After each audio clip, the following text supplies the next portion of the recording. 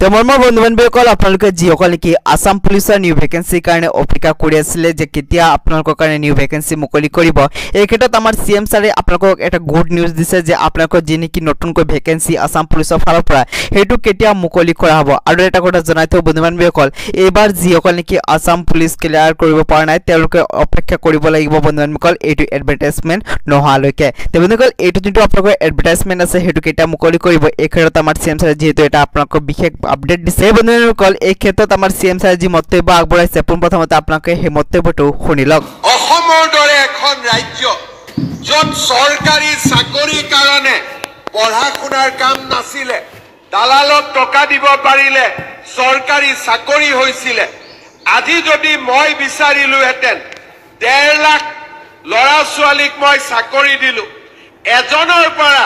যদি মই 1 লাখ টকাও ললোহেঁতেন মোৰ হাতত 15,000 কোটি টকা জমা হলেহেঁতেন আৰু 1 লাখ টকা দিবৰ কাৰণেতো মানুহ ৰেডিয়ে আছে এটা চৰকাৰী চাকৰি দিম বুলি ক'লে 1 লাখ টকা দিয়া মানুহ আছে নে নাই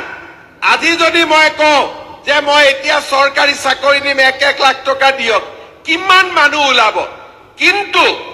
আজি ভাৰতীয় জনতা পাৰ্টিৰ চৰকাৰখনে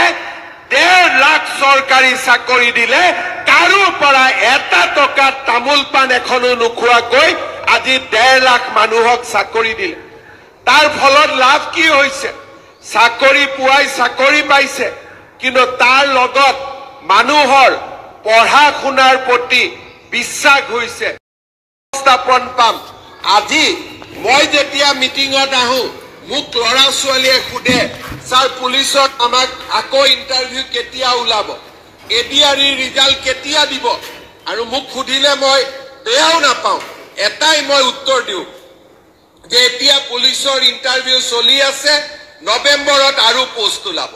তাৰ মানে আজি আমাৰ অসমত ল'ৰা ছোৱালীয়ে আশা কৰিব পাৰে যে মই যদি পঢ়া শুনা কৰো অন্তত মোৰ ভৱিষ্যত আছে আপোনালোকে চিন্তা কৰক 5 লাখ কোটি টকাৰ যদি